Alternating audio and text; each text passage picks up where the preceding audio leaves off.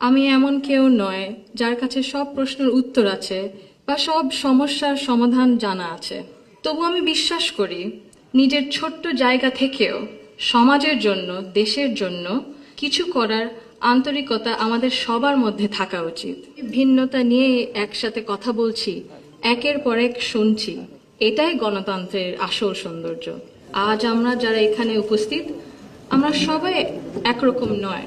আমাদের আদর্শ আলাদা, অভিজ্ঞতা আলাদা, দৃষ্টিভঙ্গিও আলাদা, কিন্তু তারপরেও আমরা একসাথে বসেছি, আলোচনা করছি, কারণ আমরা সবাই দেশের জন্য, দেশের মানুষের জন্য ভাবছি। আর এই ভিন্নতা নিয়ে একসাথে কথা বলছি, একের পর এক শুনছি, এটাই গণতন্ত্রের আসল সৌন্দর্য। আমার আগে যারা সম্মানিত প্যানেলিস্টরা কথা বলেছেন, তাদের সবাইকে আন্তরিক ধন্যবাদ জানাই। আপনারা অনেক কিছু বলেছেন, হয়তোবা আমি